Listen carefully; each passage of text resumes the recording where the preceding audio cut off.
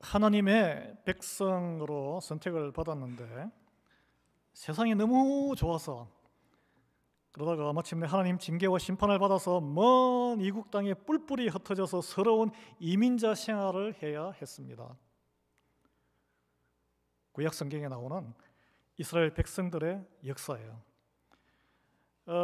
그들이 나라가 아래 위로 남북 왕국이 다 멸망하고 무려 3,000년 동안 조국 땅을 못 찾고 뿔뿔이 유럽 전역의 난민으로 이민자로 흩어져 살면서 고난 중에 상고난을 당했습니다. 그 절정이 우리가 알고 있는 히틀러의 600만 명의 유대인 학살, 뼈다귀가 쑥 가스에 다 죽고.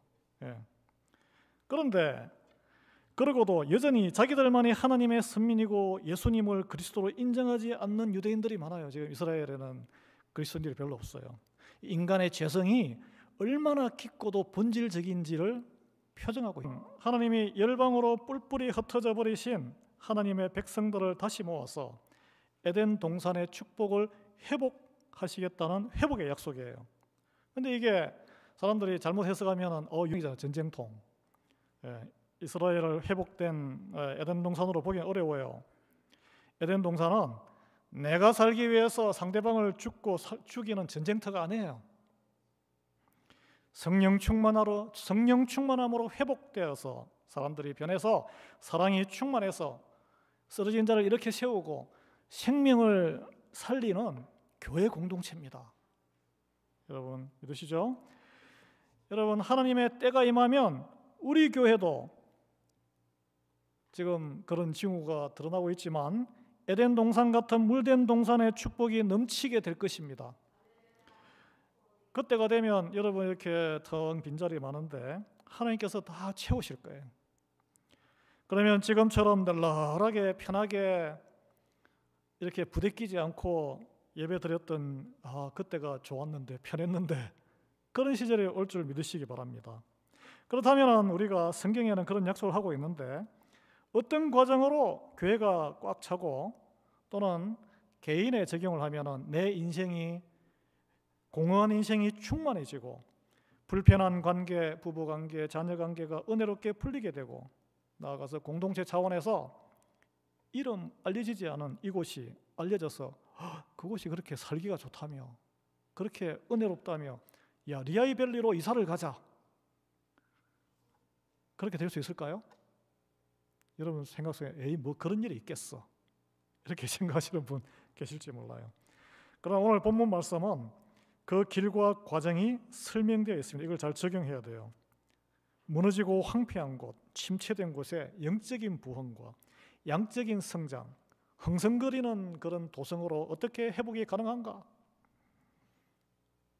결론을 미리 이야기하면 인간의 능력으로 불가능합니다. 하나님이 움직이시면 다 해결된 줄 믿으시기 바랍니다. 왜냐하면 하나님께서는 황폐한 곳에서 꽃을 피어나게 하시고 아름다운 공동체와 튼튼한 새로운 성읍이라 그러죠. 새로운 도시를 황무지에서 만드시는 분이에요. 여러분 나라가 망해서 천지 사방으로 흩어져 버린 이스라엘 백성들, 그들이 살던 예루살렘, 찬란했던 언덕 위의 그 도성 완전 황폐해지고 불타고 금으로 번쩍였던 성전은 다 녹아서 다 없어지고 불타서 성벽은 다 무너지고 황폐해졌어요. 하나님께서 흩어진 이스라엘 백성을 그 땅으로 다시 불러 모으시고 그 땅을 에덴 그냥 이 훌륭한 도시가 아니고 에덴 동산처럼 만드시겠다. 이게 오늘 본문의 내용이고 그 로드맵. 그럼 어떤 과정을 통해서 그걸 만드시느냐? 우리 이걸 적용을 해야 돼. 적용. 우리 가정에, 우리 교회에, 그리고 우리 지역사회 나아가서 가정과 교회에서 훈련받은 분들은 지역사회에 나가서 또 헌신하셔야 되는 거예요. 예. 여러분 일터에서 일터가 다 있으시잖아요. 예. 그래서 하나님의 손에 의해서 우리 교회와 여러분의 가정, 여러분의 일터와 우리 지역도 에덴 동산처럼 회복되는 축복이 있기를 바랍니다. 예. 하나님이 허락하시고자 하는 북이 쌓이도록 다 지면에 까셨잖아요, 그죠? 성경 읽으신 분도 아시겠죠? 그리고 오늘 우리가 원하던 원치 않던 눈이 몰려오고 있어요. 우리가 컨트롤이 안 돼요. 이거는 하나님이 하시는 일이에요. 하나님께서 흩어버리신 하나님 백성을 다시 모아오시겠다는 거예요. 그들이 회개하지도 않은데 다시 모시겠다는 것은 하나님이 먼저 용서하셨기 때문이에요. 예. 하나님은 그들을 불러 모아서 이제 너희들 마음대로 살아봐. 그냥 옛날처럼 똑같이 사는 거예요. 그러면 맑은 물을 쫙 뿌렸어요. 이렇게 우리 이 차가 더럽죠. 그러면 쫙 청소하셔야 되잖아. 비를 쫙 내리면 비가 다 청소되죠. 예, 청소하죠.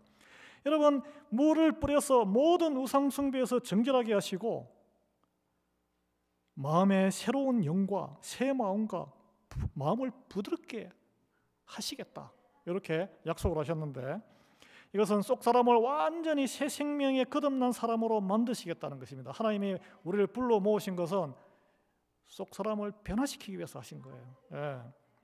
왜냐하면 우리는 죄의 공장을 몸으로 입고 살아가기 때문에 용서하시는 하나님의 손길이 먼저 닿아야 우리가 정결해질 수 있습니다. 성경에서 이를 두고 고린도후서 4장 16절에는 그 사람은 후패하나, 후패란 단어가 어려운데 점점 낡아서 너덜너덜해진다는 거예요. 우리의 속 사람은 날로 새로워지는도다. 이 표현 여러분 들어보셨죠? 이게 속 사람과 그 사람이 나오는데 그 사람은 우리의 육체를 말해요. 속 사람은 말씀과 성령으로 나날이 거듭나는 우리의 영혼을 말합니다. 하나님께서 우리에게 매일 새 영과 새 마음과 부드러운 마음을 주셔야만 아주 피키한, 아주 날카로운 사람에서 부드러운 사람을 변할 수 있는 거예요. 그래 우리 속 사람이 날로 새로워질 수 있는 거예요.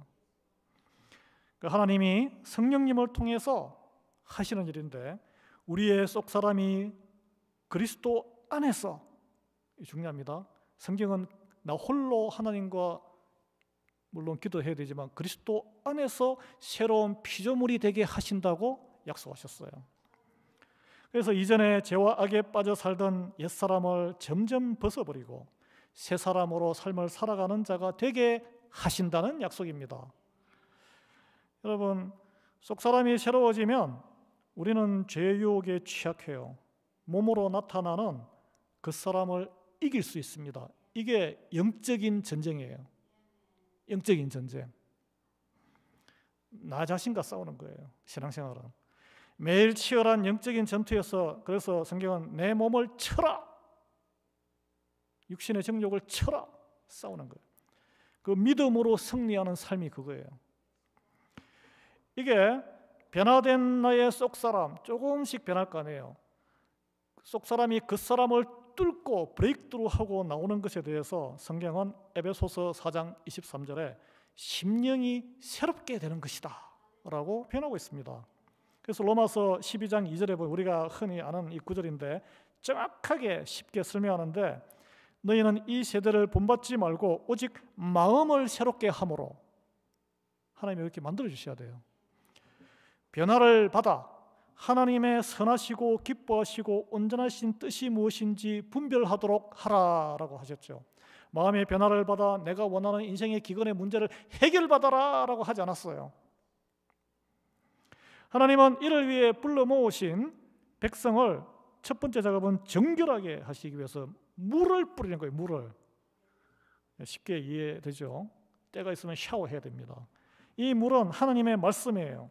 우리는 매일, 여러분 매일이나 이틀에 한 번씩 샤워하시는 분 계실 텐데 하나님의 말씀으로 샤워해야 돼요.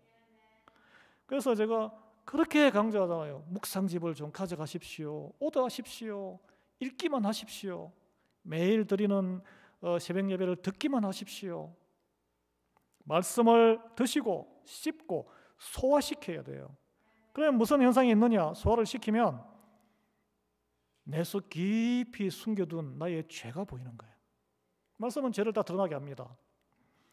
그리고 나의 악한 행동, 우리는 다 나를 변호해요. 다른 사람 보면 손가락질하고 똑같은 일인데 나를 객관적으로 볼 수 있게 해줘요. 말씀이. 그래 그 죄를 들고 예배의 자리와 교회 공동체로 와서 하나님 앞에 나와서 예배를 드리는 거예요. 성경은 이 길이 홀로 할 수 있는 일이라고 하지 않았습니다. 예수 그리스도 안에 있을 때에 새로운 피조물이 될 수 있다고 그랬어요. 이게 무슨 말이냐? 고린도후서 5장 17절 그런즉 누구든지 그리스도 안에 있으면 새로운 피조물이라 이전 것은 지나갔으니 보라 새 것이 되었도다 하는데, 여러분 지금 이 시대에 예수님은 뭐 하나님 안 보이잖아요. 지금 눈에 보이는 그리스도의 몸은 무엇이냐 하면 교회 공동체밖에 없습니다. 그래서 아무리 싫어도 여러분이 우리 교회 아니더라도 교회 공동체에 딱 붙어 있어야 돼요. 지금은 뭐 비행기 비유는 좀 그렇지만 우주선을 많이 쌓아올리죠. 예를 들어서 달에 가는데 땅에서 아무리 똑똑하고 아무리 돈이 많고 아무리 인물이 좋고 아무리 학벌이 좋고 아무리 머리가 비상해도 갈 수 있는 방법이 있습니까? 우주선을 타야 가는 거예요. 그리스도의 몸에 딱 붙어 있어야 간다니까요. 우리는 그러나 이렇게 여기 나오신 분들은 아니 내가 뭐 교회 열심히 다니는데 그리스도의 몸 안에 있는데 왜 아직도 나의 옛날 성정이 이게 변하지가 않는 거야 이게. 아유 답답해. 상대방 나는 그렇게 안 생각. 나도 많이 변했지. 이 사람 왜 이렇게 안 변하는 거야? 그렇게 생각할 수 있죠. 왜 이렇게 변화가 더딘가? 나는 왜 세상 문화에 이렇게 취약하고 계속 이끌려 다니는가? 그것은 성령님이 변화시킨 속 사람이 그 사람에게 막혀서 밖으로 나오지 못하기 때문에 그래요. 나오더라도 그 사람하고 믹싱돼 가지고 섞여서 나오기 때문에 그래요. 다른 말로 하면 여전히 나를 부인하기가 힘들어요.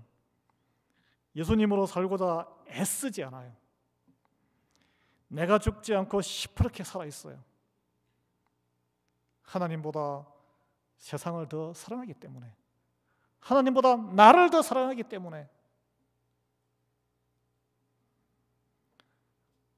나를 더 사랑하기 위해서 예수님을 믿기 때문에. 그래서 그리스도의 몸 안에 있어도 그리스도의 십자가 보혈을 묵상하지도 않고 뭐 십자가 그냥 십자가지 뭐 피해 다녀요. 내 주장이 가장 옳은 주장이라고 생각해요. 내 인생의 주권자, 내 인생 내 거지. 눈에 보이지 않는 하나님. 매사에 내 부인이 안 되는 거예요. 뭐 저도 뭐 별 볼일 마찬가지입니다. 우리가 다 부족해요. 그렇게 예수님을 모셔야 할 생각과 판단의 자리에 여전히 내가 앉아서 아직도 내 머리에는 내 생각이 휙 돌아가는 거예요. 그냥 자동적으로 마치 누워서 잘 때 내가 컨트롤 안 하는데 꿈이 막 들듯이. 십자가의 희생과 고통이 관심도 없고 이해가 안 되고 삶의 적용 모르거나 싫거나 또는 좀 알게 되면 두려워서 피하고 싶은 거예요. 그러니 믿음 생활에서 죄사함에 뒤따르는 전도와, 당연히 나와야 되는데 전도와 선교와 영혼 구원에 대한 하나님의 능력이 따르지 않습니다.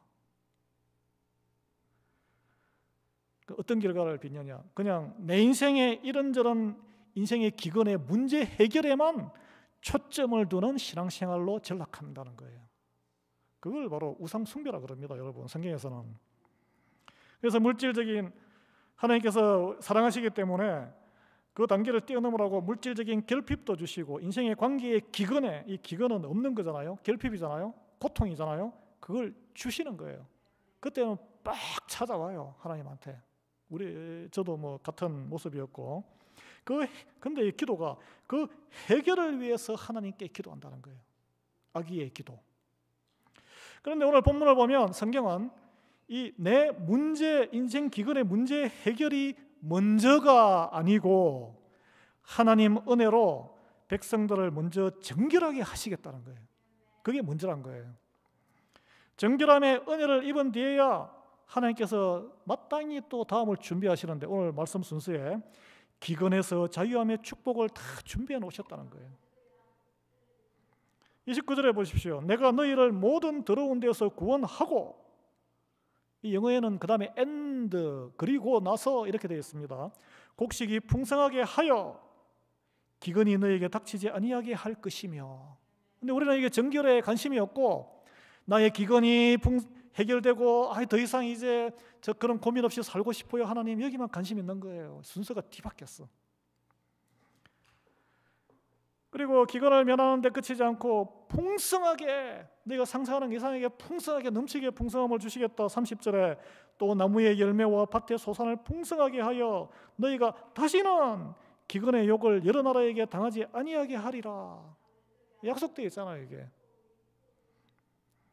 여러분, 이거 세상 사람이 가장 바라는 성공한 인생 아니겠습니까? 돈에서 자유로워진 인생이에요. 이게 우리가 인생을 다 쏟아서 그걸 막 달리며 질주하는 삶이에요. 이게.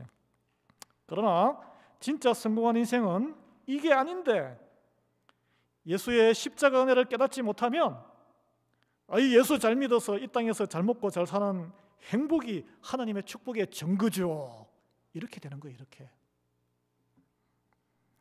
그런데 다시 보시면 오늘 본문에 하나님이 이 풍성함을 이루기 위해 이스라엘 백성 너희도 뭔가 좀 해야지, 열심히 일하라고 요구하지 않았다는 게 놀라워요.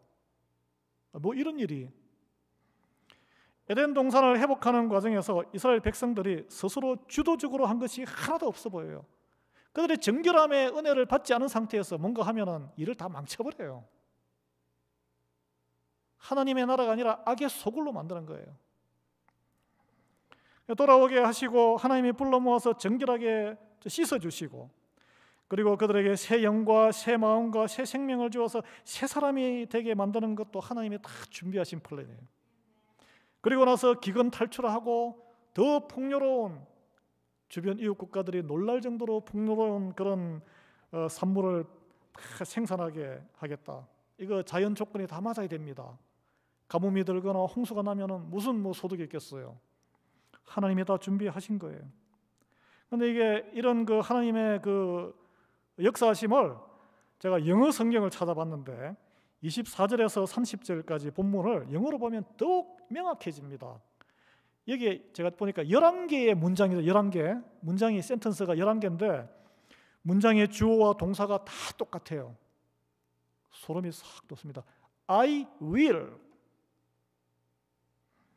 will은 법조동사, 조동사인데 확고한 주어의 의지를 나타내는 미래 조동사예요. 내가 반드시 하겠다. 여기서 하나님의 I는. 그래서 제가 본문을 이렇게 적용해서 쉽게 번역을 해봤는데 24절에 내가 반드시 너희를 여러 나라 가운데서 인도하여 내겠다. 내가 반드시 너희를 여러 민족 가운데서 모아 데리고 고국 땅에 데려가겠다. 25절에 내가 반드시 맑은 물을 너희에게 뿌려서 너희로 정결하게 하겠다. 그리고 내가 반드시 너희 모든 더러운 것에서와 모든 우상 숭배에서 너희를 정결하게 하겠다. 26절에 또 내가 반드시 새 영을 너희 속에 두어 내 새 마음을 너희에게 주겠다. 그래서 내가 반드시 너희 육신에서 굳은 마음을 제거하고 부드러운 마음을 주겠다. 27절에 그리하여 내가 반드시 내 영을 너희에게 주겠고 너희가 나의 율례를 따르도록 하겠고 너희가 내 규례를 지키는 데 주의하도록 하겠다. 28절에 그리할 때 그때서야 너희는 내가 너희 조상들에게 준 땅 안에서 살게 될 것이고, 그런 일이 이루어져야 그 다음에 살게 되는 거예요. 내가 반드시 너희의 하나님이 되겠다. 딱 붙들고 가시는 거예요. 29절에 내가 반드시 너희를 모든 더러운 것에서 구원하겠다. 그리고 나서 내가 반드시 곡식을 풍성하게 하며 기근이 너희에게 닥치지 않게 하겠다. 30절 내가 반드시 나무의 열매와 들판의 소산을 증가시키겠다. 24절에서 30절까지 한 절도 빠지지 않고 하나님이 내가 반드시 하겠다. 약속의 내용을 안에를 점진적으로 달리하시면서 11번씩이나 정확하게 I will을 반복하신 거예요. 이 무엇을 말합니까? 우리에게 능력이 없다는 걸 이야기하는 거예요. 누구를 의지해야 된다는 걸 보여주시는 거예요. 하나님께서 내가 반드시 이 교회를 통해 에덴 동산을 회복하고 물된 동산의 축복을 이루시겠다. I will의 결단의 말씀이 이 오늘 본문을 통해서 들리십니까? 여러분 가정을 통해서 하나님이 이루시겠다는 I will의 그 책임, 신실하심이 보이세요? 이스라엘 백성들이 뭘 이루고자 해서 물된 동산 같은 에돔 동산이 이루어지는 게 아니에요. 보십시오. 이들이 젖과 꿀이 흘러 넘치는 주민들이 강성한 나라를 이루고 있는 걸 다 이기게 하셔서 나라를 이루게 하시고, 이스라엘 나라도 서로 싸우다가 남북으로 갈라지고 서로 경쟁적으로 우상 숭배, 세상을 쫓다가 다 말아먹고 다 망해버리고 그런 백성이었어요. 그들은 스스로 우상 숭배의 죄에서 벗어날 능력도 없었어요. 잃어버린 조국 땅을 되찾을 능력 없었습니다. 여러분, 우리가 아무리 빡빡 씻고 샤워해도 클로락스로 몸을 소독해 보세요. 백인이 됩니까? 아무리 선행을 한다고 해서 우리 죄가 지워지지 않는 것과 똑같습니다. 하나님은 그러나 이루실 수 있는 분이에요. 그래서 우리가 하나님을 알고 하나님께 의지해야 되는 거예요. 하나님의 때를 기다리고 하나님이 무엇을 말씀하시나에 귀를 기울여야 돼요. 하나님은 능치 못함이 없는 전지전능하신 절대 주권자, Sovereignty Lord, 영어에 그렇게 되어 있습니다. 하나님은 언제 움직이시는가? 우리가 그걸 어떻게 알 수 있는가? 어떻게 영적 분별함을 가지고 하나님이 움직이는 것을 알고 감사할 수 있는가? 이게 포인트 아니겠습니까? 하나님은 당신의 이름에 더럽힘을 받는 것을 싫어하세요. 본인의 이름의 거룩함을 회복시키기 위해서 움직이실 때가 있다는 거예요. 하나님의 백성으로 인해서 더럽혀진 자신의 이름의 명예를 회복하기 위해 가장 먼저 하는 것은 흩어진 자녀를 불러 모으신다. 보내주실 겁니다, 여러분. 보내주실 거예요. 그리고 그냥 불러 모으면 뭐예요? 돌아온 이들을 마음을 말씀으로 새롭게 하실 거예요. 새로운 사람으로 빚어내실 거예요. 그리고 돌아온 이들과 우리를 통해 하나님의 거룩하신 에덴 동산의 회복을 이곳에서 이루실 분이 하나님이심을 믿으시기 바랍니다. 그러면 우리는 뭐 하면 돼요? 뒷짐지고 가만히 앉아서 기다리면 하나님이 다 하십니까? 하나님이 우리를 부르시고 모아주시고 빈자리가 점점 채워질 때에, 또 우리의 삶이 형통해질 때에, 막혀있던 관계가 다 풀어지는 은혜를 입을 때에, 우리의 심령에 성령의 감동이 올 때에 어떤 일이 일어나느냐? 하나님께서 일으키실 일, 오늘 본문은 설명하고 있습니다. 보겠습니다. 먼저 우리의 딱딱하게 굳어있던 마음이 부드러워질 거예요. 탁 받아서 즉각적으로 대받아 쏟은 강팍해진 태도를 누그러뜨려 주실 것입니다. 인력으로 안 되잖아요. 네. 맞받아 싸우고 싶던 마음이 풀리고 길을 쓰고 이기고 싶었던 마음을 버리게 되고, 이제는 에이, 내가 다 져줘도 괜찮지 뭐, 그런 마음이 들게 하신다니까요. 네.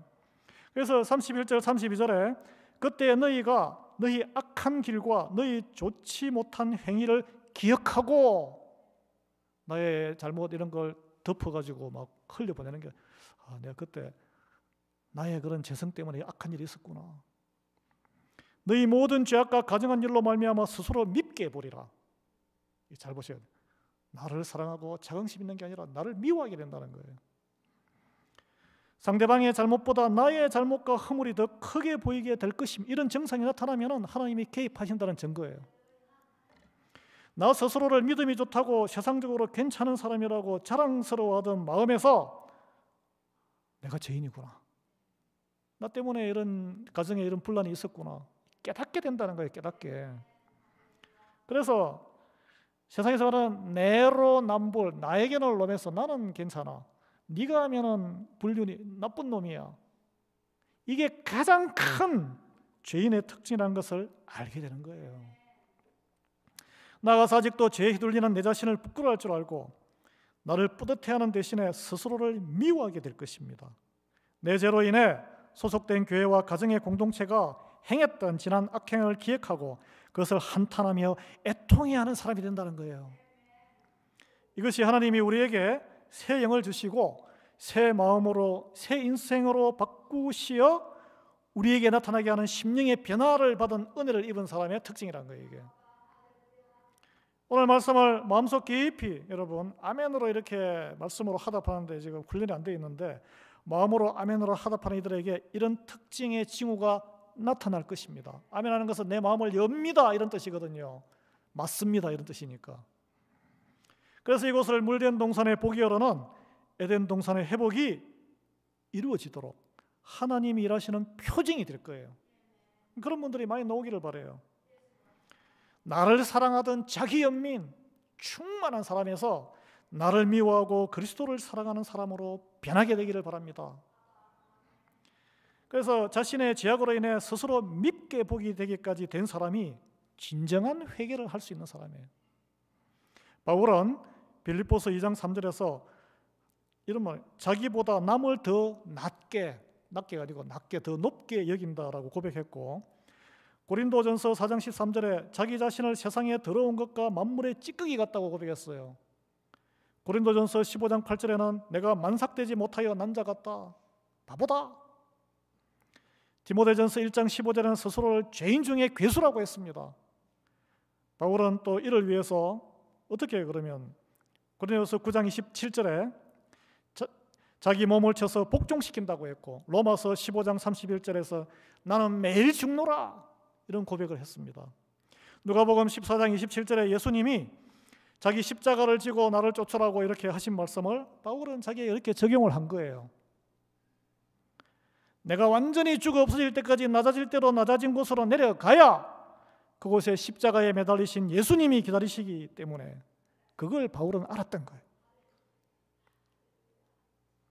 내가 나를 높이는 게 아니라니까요. 예수님께서는 산상주운에서 천국에 들어갈 가장 복받은 사람은 첫 번째가 뭐라 그랬어요? 심령이 부자가 아니고 가난한 사람, 천국은 그들의 것이라고 했습니다. 이게 일맥상통하지 않습니까? 여러분, 이 정도 되면 아이고 나에게 유익함이 전혀 없네, 말씀이 두렵고 싫은 사람도 있을 수 있어요.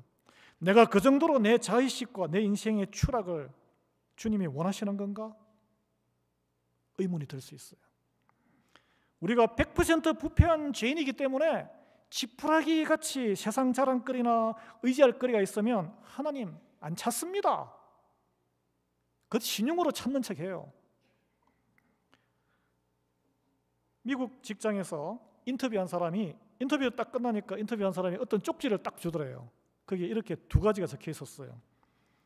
Boss is always right. 보스는 항상 옳다. Number two, if you do not accept number one, you don't have to come here. You don't have to get this job position. 너 이거 1번 너 인정 안 받아들이면 올 필요 없어. 그리스도의 보혈로 우리가 정결하게 됐다는 것은 내가 의지하던 세상적인 것이 다 허물어졌다는 것을 말해요. 나의 야망이 완전히 망했다는 것을 말합니다. 역설적으로 그때서야 하나님이 온전한 하나님의 나라를 재건하기 시작하십니다. 하나님은 내가 100% 죄인이고 하나님이 100% 옳다고 하는 일을 가장 편하게 쓰시기 때문에 그래요. 33절이에요. 주 여호와께서 이같이 말씀하셨느니라. 내가 너희를 모든 죄악에서 정결하게 하는 날에 성읍들에 사람이 거주하게 하며 황폐한 것이 건축되게 할 것인지라. 우리는 그런 모든 가정을 쫙 싫어, 너무 괴롭고 나를 보는 게 너무 고통스럽기 때문에 그냥 화려한 집을 지어주세요 이렇게 하는데 그거는 본말이 전도된 거죠. 구원이 아닙니다. 멸망이에요, 멸망. 그런데 왜 하나님은 우리가 믿고 의지할 세상적인 자랑과 업적을 다 무너지게 하실까요? 하나님의 이름만이 드러나게 하기 위해서요. 하나님의 이름만이. 그런데 왜 하나님은 하나님의 이름만 드러나고 같이 하는 나의 이름은 드러나면 안 될까요? 내 자랑으로 하나님의 영광을 가리는 죄에서 우리를 구원하시기 위해서 그런 거예요. 내 이름을 위해서라면 보세요. 내 이름을 위해서 바벨탑도 쌓고 다른 사람을 죽이기까지 하고 모든 걸 다 세상 다 이용해서 상대방을 죽이잖아요. 그 죄인의 본성이에요, 본성.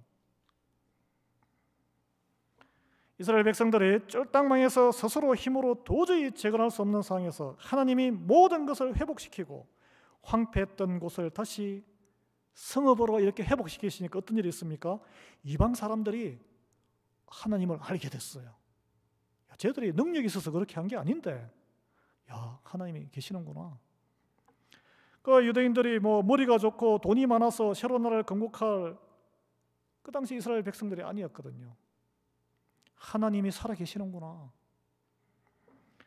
여러분, 바벨론 포로로 살던 이스라엘 백성이 고국 땅으로 돌아가게 된 게 그들의 독립투쟁의 결과물이었습니까?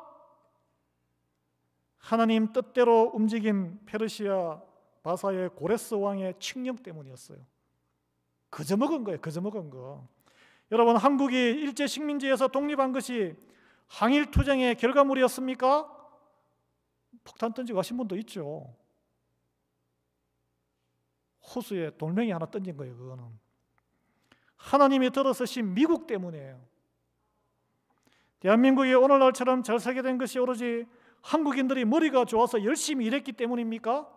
아니, 그러면 똑같은 민족인 북한 사람들은 머리가 나쁘고 게으르고 성실하게 일하지 않아서 저렇게 못 살고 있습니까? 아닙니다. 뒤에서 다 하나님이 인도하시고 도왔기 때문이에요. 무엇보다 수백만 명의 하나님의 백성된 한국의 우리 형제자매 성도들이 밤낮으로 하나님의 뜻과 말씀이 한국 땅에 이루어지기를 구하며 믿고 기도했기 때문입니다. 한민족을 하나님이 들어서셔서 이 말세에 복음을 전하는 일꾼으로 사용해달라는 헌신 기도를 했기 때문에 그래요. 그래서 인구 대비 선교사 파송은 세계 1위가 대한민국이에요. 37절 말씀에 주 여호와께서 이같이 말씀하셨느니라. 그래도 이스라엘 족속이 이같이 자기들에게 이루어지기를 내게 구하여야 할지라. 여러분, 물된 동산과 같은 축복을 경험하는 여러분의 가정과 우리 교회와 또 자녀와 일터가 되기를 바라십니까? 예. 올해 우리가 교회 말씀으로 하나님께 기대며 꿈꾸는 거예요. 꿈만 꿀 것이 아니라 하나님이 이루어 주실 줄을 믿고 믿음으로 구해야 돼요. 구해야 돼. 구하는 우리 모두 되기를 바랍니다. 오늘 본문 말씀이 예수 그리스도를 통해서 교회 시대에 이미 이루어졌고 한국의 지난 80년 역사를 통해 이루어졌습니다. 이제는 우리의 삶과 이 교회에서 이루어져야 되는 거예요. 하나님이 다 이루어 주실 줄 믿고 믿음으로 담대하게 기도하며 하나님이 하실 일을 기대하는 우리 모두가 되기를 바랍니다. 하나님, 흩어진 자 모두 불러 모아주심을 감사합니다. 매주 하나님께서 불러 모아서 말씀으로 심령을 새롭게 하시고 하나님께서 그들 인생의 기근 가운데 새롭게 된 심령, 그 인생 위에 풍성함을 허락해 주시옵소서.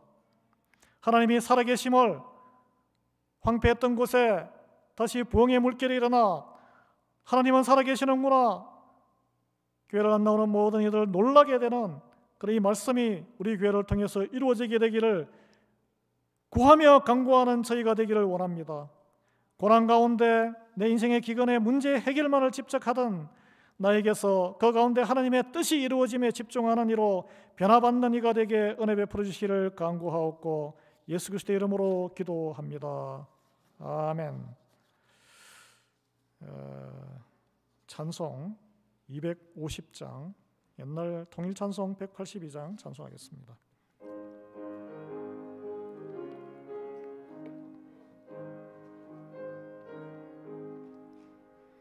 구주의 십자가 보혈로 죄 씻음 받기를 원하네.